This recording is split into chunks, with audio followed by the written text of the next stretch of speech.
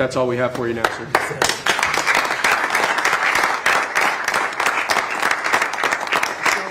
you have any questions for these brilliant people? They are brilliant people, actually. Mr. President, on nuclear, sir. Mr. President, on nuclear, sir. A lot of the concern over the years that's held the nuclear industry back has been about safety.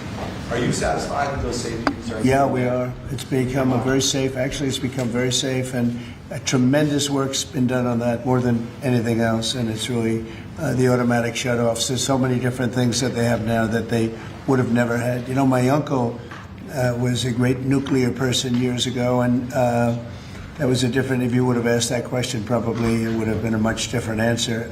But they have tremendous shut-off power and other powers that, and it's very redundant, as I understand it, like at a level that nobody's ever seen before. So it's safe. And we're going to do a lot of the small ones, and we're going to do some of the big ones. But yeah, very safe and clean. And on your Mr. President, on Apple. Let's keep it on this for a little while. Let's keep it on the nuclear, and then if you want to ask something else, which you might, we'll do that. On nuclear, Mr. President. Yeah, please. What did you say to folks who are concerned that speeding up licensing or even doing fuel reprocessing raises safety and proliferation? Yeah, we're going to get it very fast, and we're going to get it very safe, and we're going to get the people in and out, and they're going to do plants. In many cases, they'll do 3 or 4 smaller ones and put them together. That's what France has done. France has done a good job of this for years. And they, as I understand it, they had basically one plan. And if they needed more, they'd do 3 or 4 or 5 of them. I don't know, we have to go that far, but you know, there's something about building one big one. But we'll build the big ones too. We're going to have, I think I would say we'll be second to none, because we're starting very strong. But it's time for nuclear, and we're going to do it very big. Yeah, please. Mr. President, what about the European Union? You said that negotiations are going nowhere. Where are the kind of points where they're just very slow moving? I've been saying to everybody, they've treated us very badly over the years. It was formed in order to hurt the United States, in order to take advantage of the United States, and they've done that. We have a big deficit with them. They sell millions and millions of cars, as you know, Mercedes and BMW and Volkswagen and many others, and we were essentially restricted from selling cars into the European Union, which is not nice. And I just said it's time that we play the game the way I know how to play the game. You know, they've taken advantage of other people representing this country, and they're not going to do that any longer. Yeah. Mr. President, you are a deal maker, deal breaker. What are you hoping to achieve with a 50% tariffs on the? Well, I think this is there is no tariff, because what they'll do is they'll send their companies into the U.S. and build their plant. You know, we have I guess over $12 trillion practically committed. You look at other presidents; they haven't had $1 trillion for a year, for 2 years, for 3 years. We have numbers. Nobody's ever seen numbers like we have. And if they build their plant here, then they have no tariff at all. Are you looking for a deal in 9 days? Will you be able to do that, sir? I'm not looking for a deal. I mean, we've set the deal. It's at 50%. But again, there is no tariff if they build their plant here. Now, if somebody comes in and wants to build a plant here, I can talk to them about a little bit of a delay. But, you know, while they're building their plant, which is something I think that would be appropriate, maybe we'll determine that. Is there anything they can do, sir? Is there anything the EU can do? I don't know. We're going to see what happens. But right now it's going on June 1st. And that's the way it is. No, they haven't treated us properly. They haven't treated our country properly.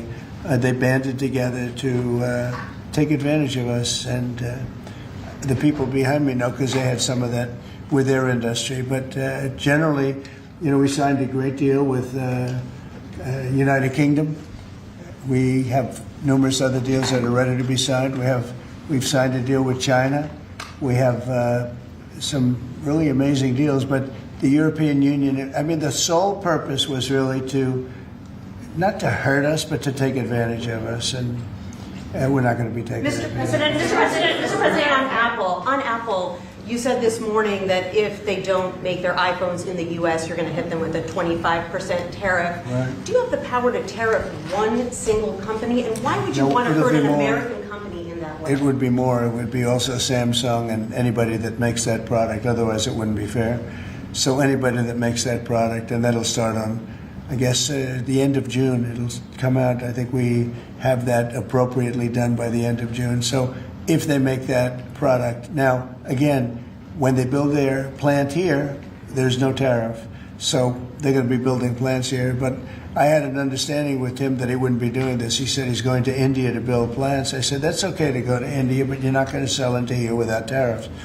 And that's the way it is. Yeah. Well, why would you hurt an American Confident, company? sir, what makes you confident, sir, that Apple can build in the United States at a price that American consumers? Oh, they can. No, they can. That's And the a lot of it's so computerized now. These plants are amazing if you look at them, but they can do that. And actually, as you know, Apple's coming in with $500 billion. So are the chip companies. We have all of the chip companies coming in. The biggest, $500 billion, $200 billion, $250 billion they're spending.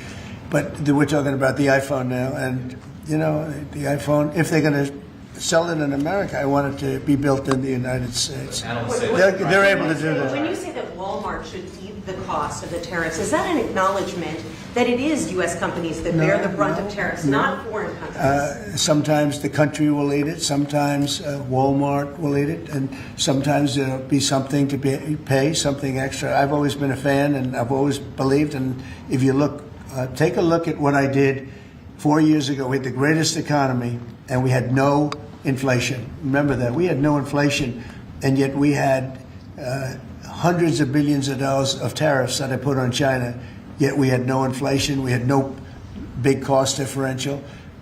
Oftentimes, and I don't like it when a department store, because they'll do a lot of business, but they announce record profits and everything else. They have to take out some of their profits. They'll make a little bit less money.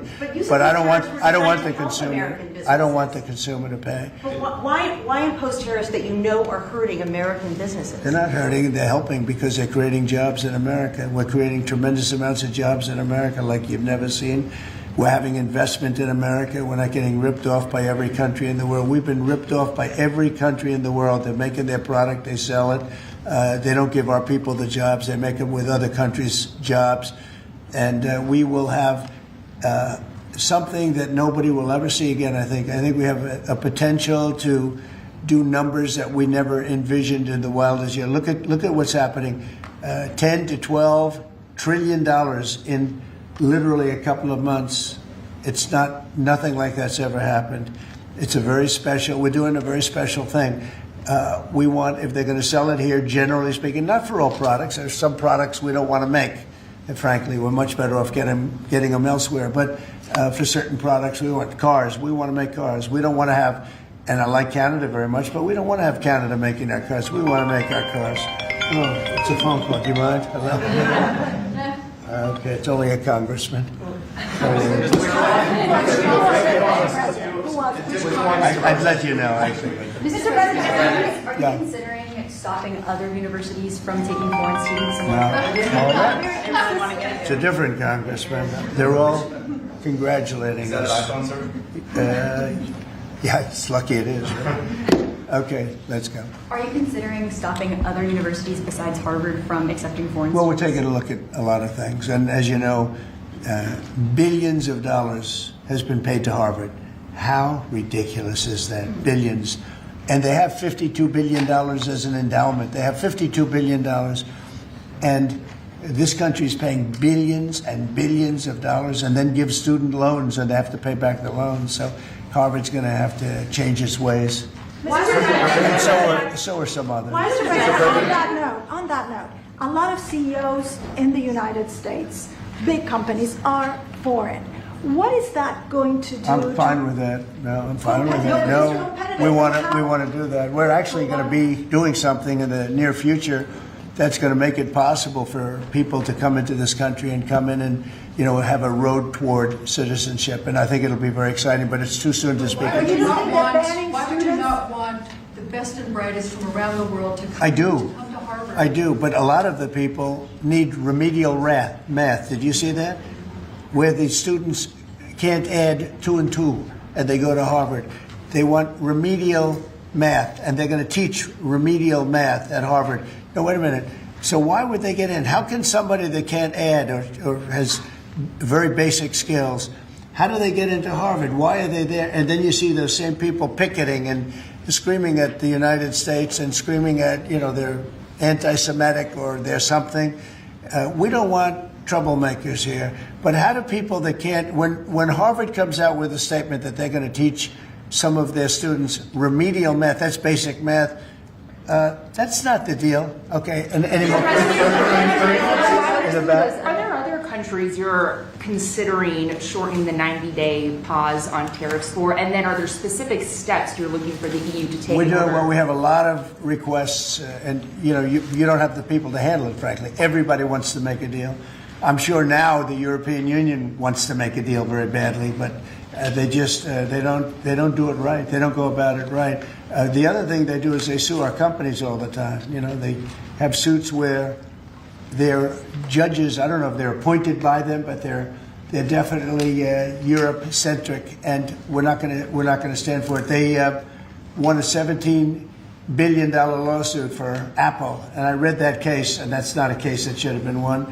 They're suing other of our companies. They use this as a weapon, but they use it really to raise funds for what they do. It's almost like a fundraising mechanism. So we add that to the fact that they do the non-monetary tariffs and lots of other trading, you would call them trading barriers.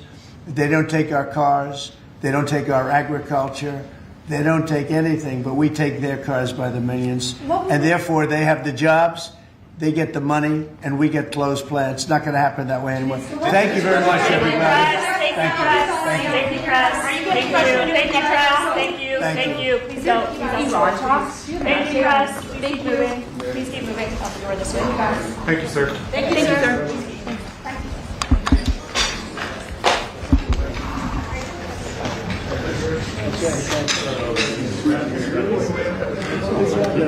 You think that's fun? You think that's easy? Huh?